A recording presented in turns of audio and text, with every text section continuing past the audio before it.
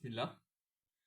C'est une vidéo par rapport à l'amnésie que je fais deuxième fois. Parce que la première fois que je l'ai fait, il est tombé dans l'amnésie.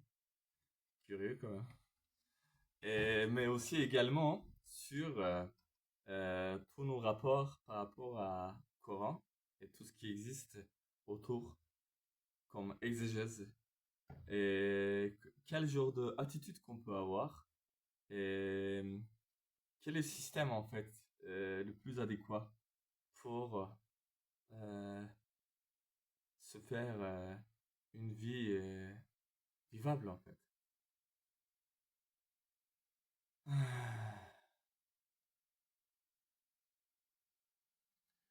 Donc, on est dans une société qui essaye de faire de vous des amnésiques, des gens oublieux, que vous ne vous souveniez pas de ce que vous avez mangé hier, et même c'est entré en fait, dans le langage courant.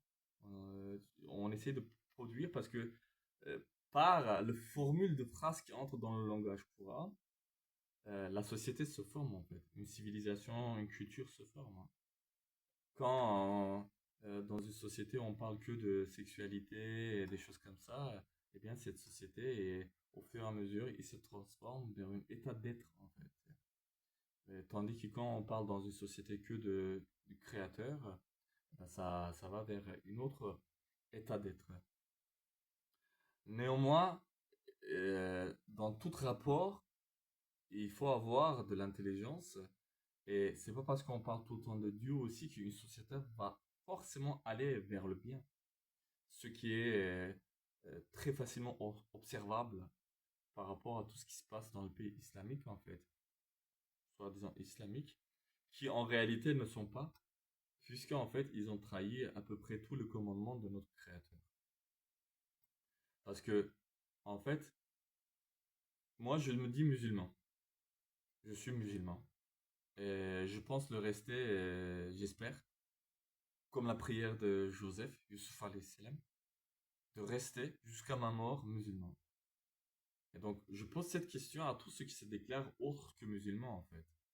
Qui se disent chiites, qui se disent sunnis, qui se disent Ambeli ou Jaferi ou Mutezile.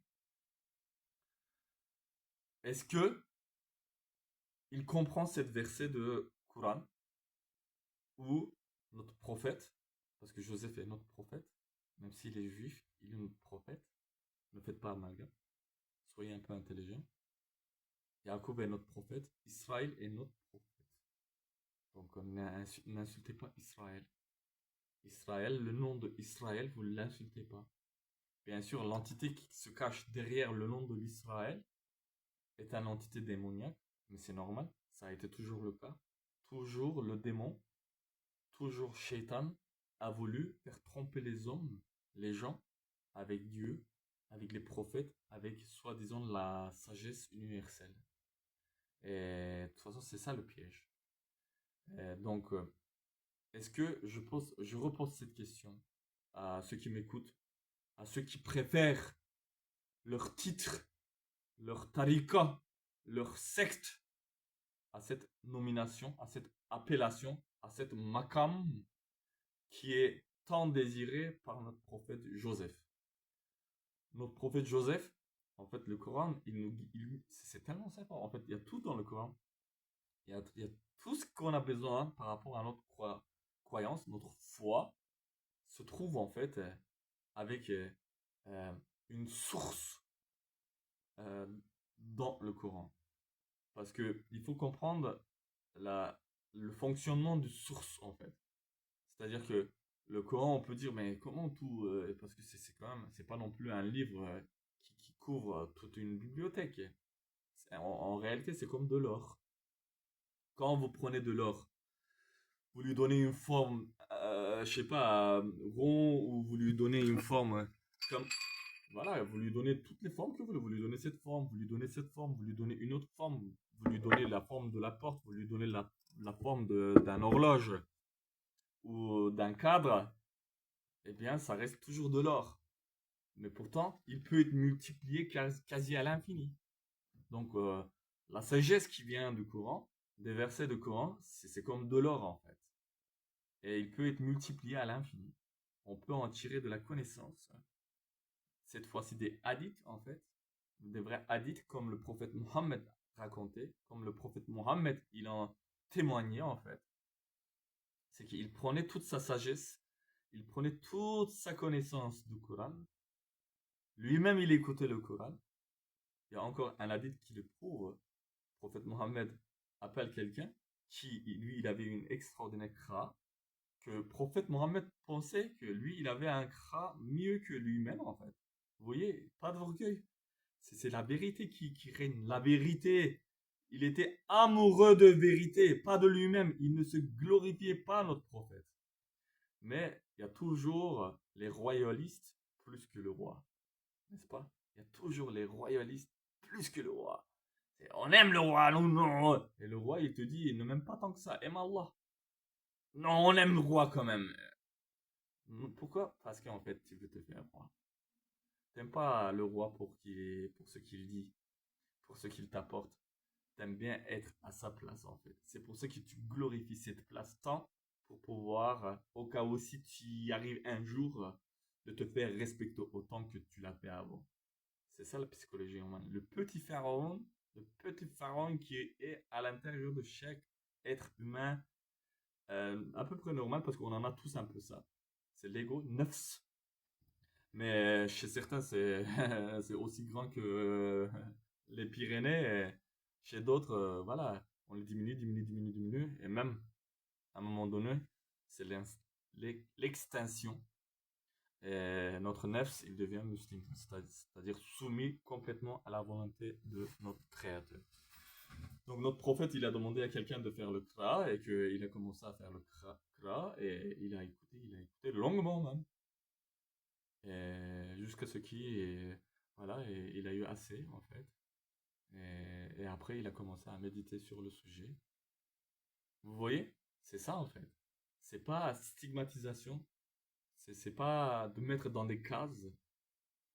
C'est pas parce que dès qu'on fait ça, en fait, on sort de la vraie véridique chemin de notre Créateur, qui lui, euh, en réalité, effectivement, qui ne nous impose pas des choses que on ne peut faire. Mais les royalistes font plus que le roi toujours. C'est terrifiant en fait. C'est quand vous comprenez ça, c'est il y a une éveil extraordinaire. Et l'éveil n'est pas une fois. L'éveil n'est pas une fois vous êtes éveillé et c'est finito. En fait, l'éveil, c'est le début de l'éveil. Et après, c'est d'éveil en éveil. Ça finit par après. Après, c'est vous allez jusque ce que vous voulez, quoi. Vous volez, vous apprenez à voler et vous quittez cette déchetterie. Vous volez ailleurs. C'est mon projet en tout cas. Je veux aller au pays des Salem. Donc, si d'autres ils ont envie de rester dans cette poubelle et ils préfèrent les relations qui règnent sur cette terre, why not, hein? Il y a des goûts et puis, pas moi. Donc, notre prophète Joseph, lui, il a fait cette prière de mourir musulman. Ah. Il n'a pas dit, ah Rabbi, prends ma vie en tant qu'embelli. Prends ma vie comme chi. Allez. Hein? Vous croyez? Vous croyez que, par exemple, quand on va venir en haut, tout le monde sait, par exemple, cet hadith qui dit que, voilà, on va être interrogé quand les anges ils vont venir pour la première fois et qui vont nous demander notre religion, notre Dieu, notre livre, etc., etc. Qu'est-ce que vous allez dire? La réponse, ça serait telle école, tel mezheb, tel tarika. Eh ben, tous ces écoles, tous ces mezheb, à quoi ça sert, vous savez? À se détester mutuellement. Au lieu de s'assembler, au lieu de devenir un umma devant Dieu, on se divise en fait. On dit, ah, eux, c'est moins bien que nous. Nous, on est mieux. Une fois qu'on observe, on voit le mesquinerie, on voit la bassesse de toutes ces actions à vomir. On comprend vraiment que notre créateur est sabre. Vraiment, hein.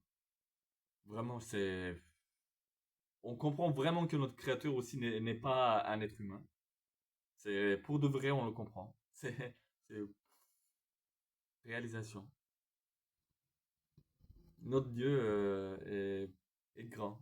Il est kébir, il est mutakabbir, il est muta'ali, il est sabr, pour de vrai. Parce que, vous comprenez, si Dieu était l'homme, si Dieu, moi, c'était moi, et que j'avais possibilité de faire régner ce que je veux, je ne laisse pas les hommes, en fait. Je ne laisse pas vivre les hommes ni les djinns, en fait. Les djinns qui font que des conneries, des bêtises. Il vole là, il revient, il fait des conneries, des bêtises. Il pète, c'est des malades mentaux, en fait. C'est des moins qui rien, en fait. Ils regardent pas l'intelligence de cette création. Ils regardent même pas eux-mêmes, en fait. Les hommes qui, alors qu'ils sont rien, moins que rien, si la société dans laquelle ils sont ne le soutenait pas, ils sont complètement à la ramasse, ils se prennent pour des gens. Là, vous comprenez, si vous étiez Dieu, mais crève, mais mourrez, mais il n'y a pas besoin de vous. Allez-vous-en. Mais justement, c'est notre créateur, il est miséricorde. Il permet à sa création de se développer, d'avoir la conscience, de grandir, etc., etc., de lui donner le temps. Vous voyez? C'est pour ça que c'est Rahman et Rahim. Toujours.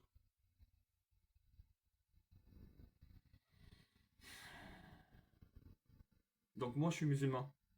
Beaucoup de personnes voudraient que je sois ceci, cela, etc., etc.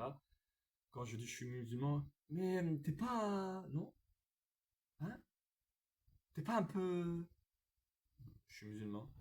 Et il veut vraiment, comme dans le film de Parrain, c'est deux ou trois, Al Pacino qui dit je vais m'en aller, il me retire en arrière, il me retire en arrière.